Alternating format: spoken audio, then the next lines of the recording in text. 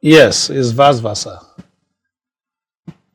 Men, to an extent, some of them are not totally.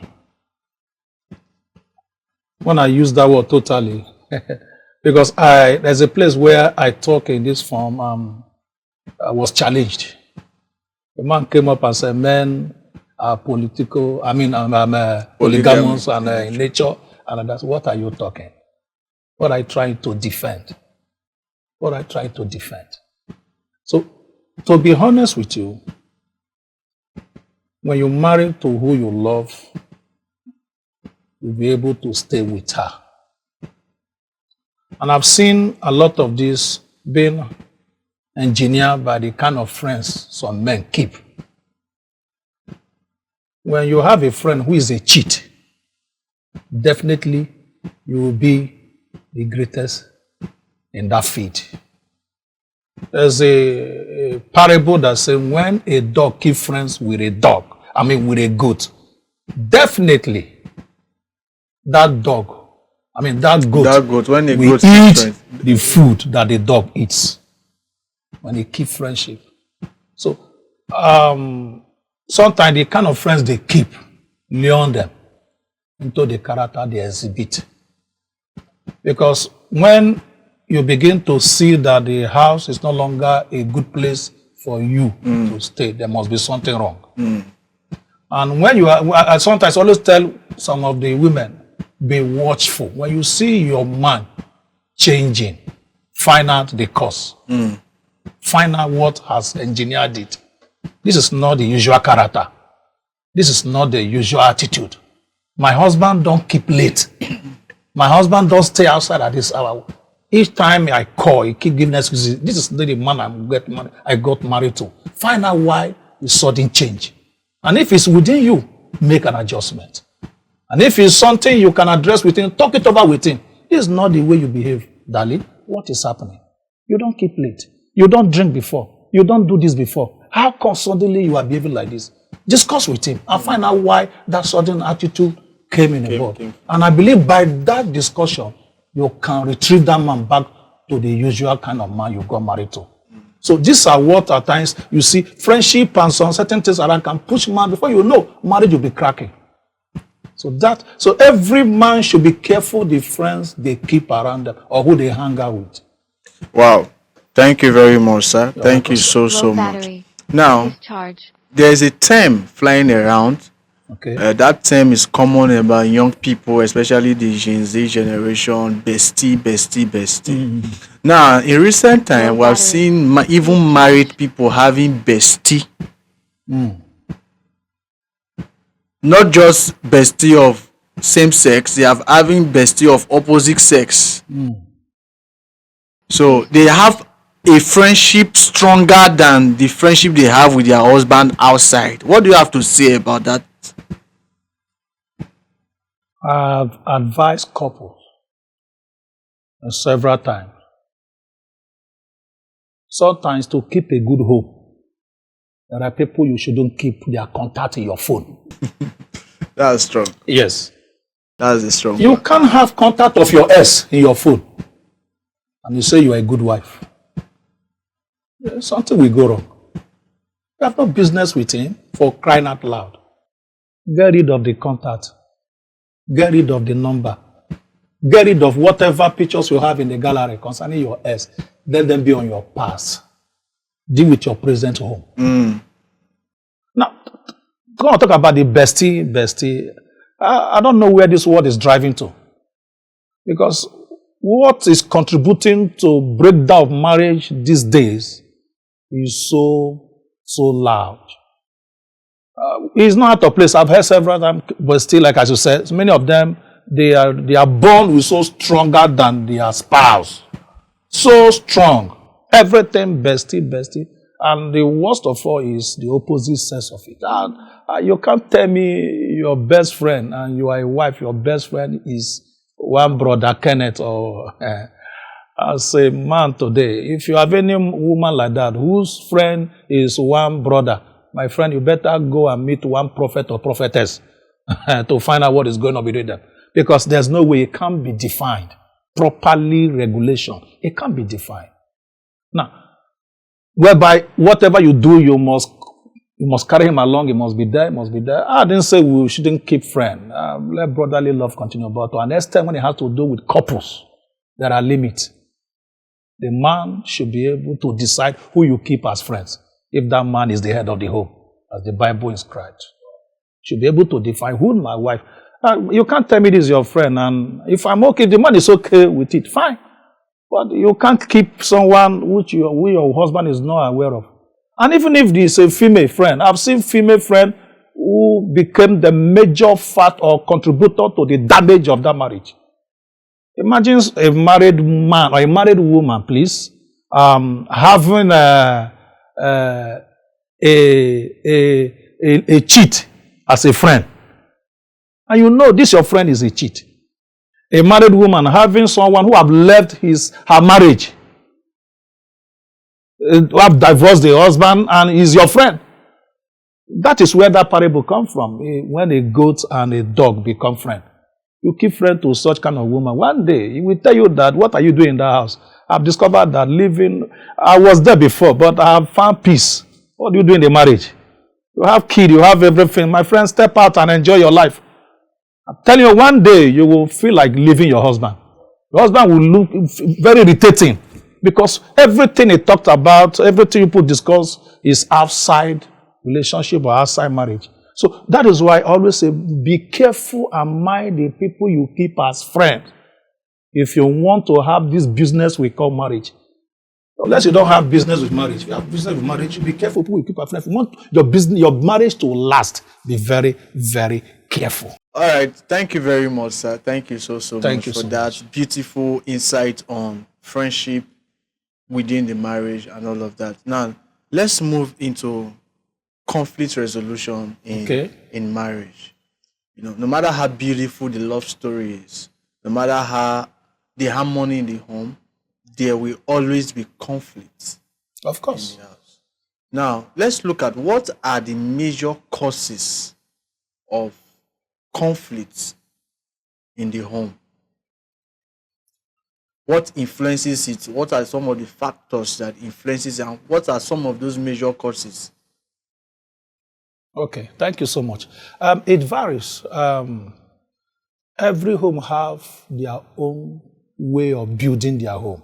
So what causes conflict in Mr. A house won't be the same thing that we call conflicts in B or C. So that is why I say it varies.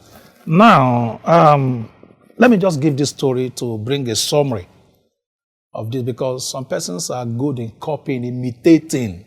When they see what work in the other person's house, they believe those things should also work in their house. Not understanding that my husband is not the other person's husband. Everybody have different characters and attitude. So what you do that makes your marriage succeed may not even work in the other person's home. Now, there's a pastor that I listened to during his teaching. So he gave a story concerning a man who always come to the church, drive down to the church with his wife, and he always go down to the side where the wife is seated and open the car door for the wife to come down. Now, it's a very good thing. It's a nice thing. So he have been doing this each time they come to church. And some of the wives or women in the church have been observing it. So, wow, this man is caring. Of course, every woman will want that. And this man is romantic. You know, he is a nice husband. Look at.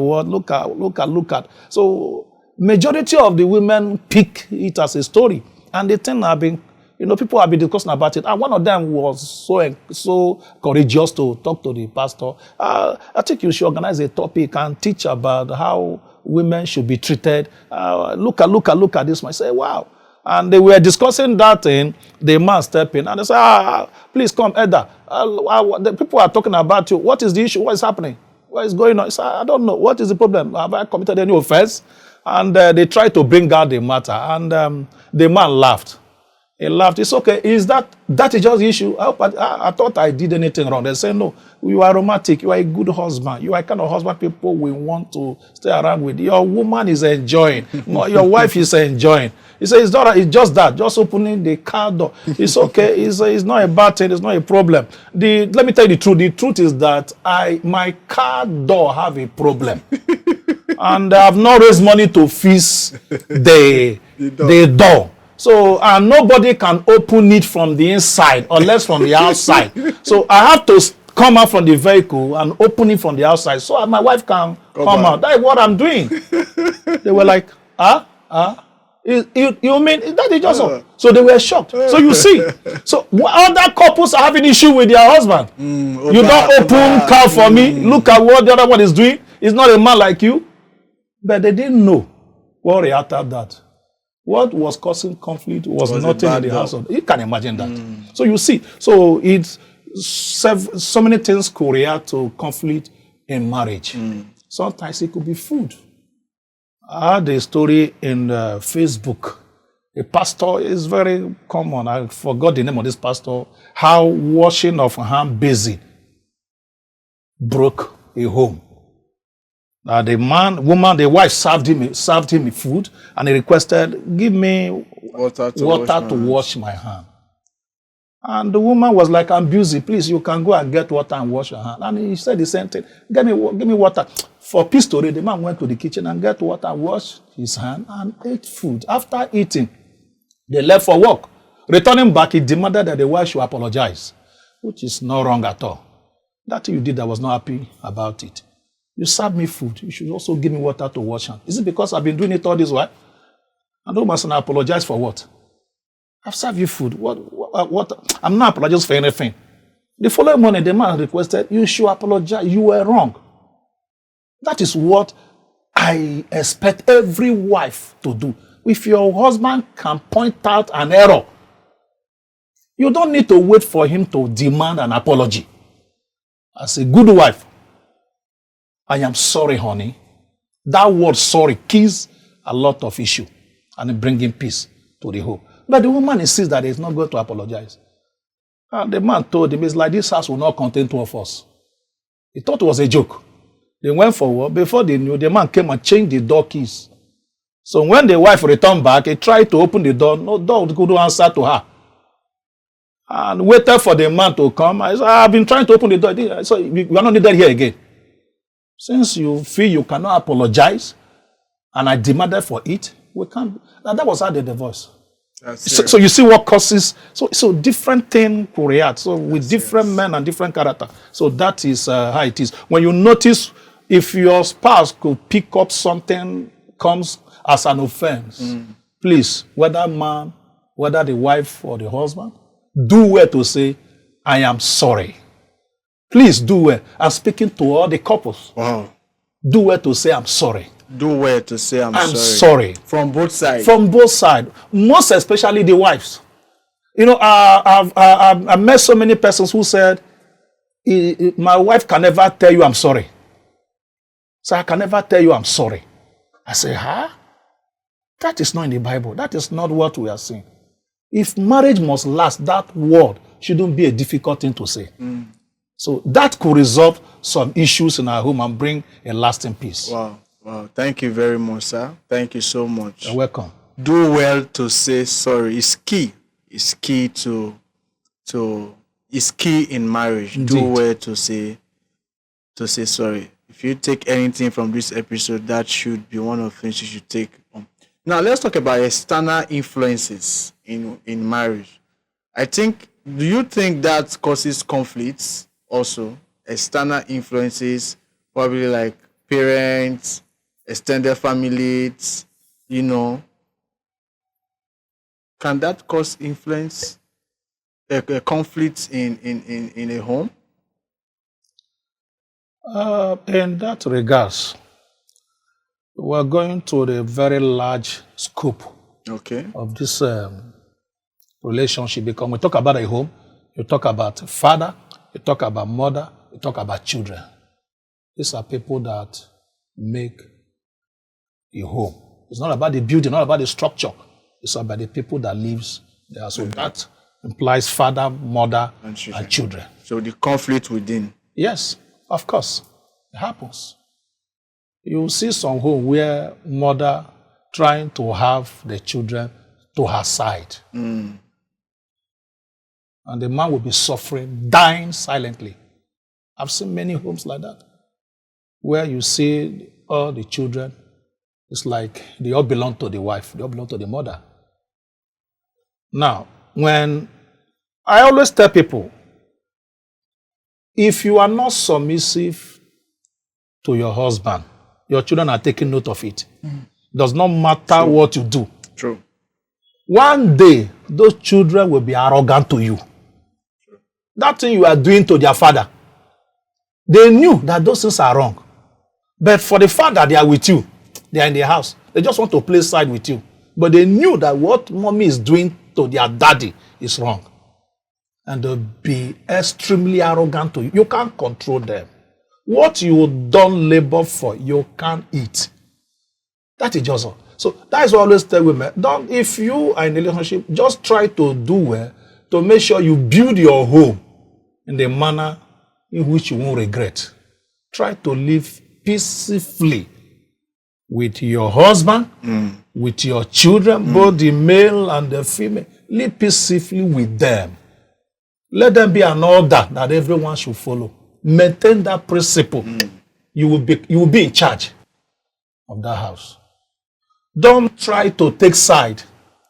Don't try to condemn the man before the children. Don't try to create some imbalance between the children and try to make yourself better than that. No. As a husband, as a wife, build a structure of relationship between your wife and your children. And your children. Wow, thank you so much, sir. You're welcome, sir. Now, what is that one thing? What do you have to say? This is my last question to you. What do you have to say to those men that beat their wife? The men that beat their They are wife. the Mike Tyson of the house. Okay. Well, nobody is Jesus. Jesus came to die for us. If you are a wife and you have been experiencing that, and you kept mute, it's a pity. If you die, you will go to hell. You will die, you will go to hell. That's serious. And I will encourage every home or any woman who is facing such kind of abuse to do well to speak up. One, you can talk to someone you know that your husband respects. It could be a pastor outside religion, it could be a family member, someone you know that he fears, he respects, or you honor. Talk to him, talk to her. Look at what I'm suffering in my home. Don't keep mute. I've seen some home. If anybody should hear about this, that will be the end of this home. And you are dying in silence. There is no marriage there. Every day you receive blow, you receive slap, and you cover up with your wig. And all is well. It's not well. You have prayed and prayed that it's not changing. Most time prayer doesn't change it. Speak up. It's not prayer that is slapping you. It's your husband. So find someone you can relate with. And I believe there will be a way of managing it and it could be solved. But if you have done all you could do and it's not helping, please, I advise you to leave. It's better you are single than to die in the hand of a man because of the word marriage. Thank you so very much. Thank you so very much, God bless you, sir. man of God, for being part of this episode. Thank you for being in our studio today. You're welcome, Thank sir. you for your well of wisdom. Thank you for the insight and the deep experience and biblical truths that you've shared with us today. You're Thank welcome, you so much. God You're bless welcome. you, sir. All right. That's the end of today's episode. Thank God you didn't miss it because there were a lot that was said in this episode. Like this page, follow this page, comment, engage, and put on your notification so that whenever a new episode is posted, you will be the first to be notified. All right. I remain your host, Peter Echero. See you on next episode on marriage and relationship. Oh, thank you very much, sir. Thank you so Thank much, you for coming. Thank you for God having bless me. you, sir. Bless Thank you. you, sir. Bless Thank you. you.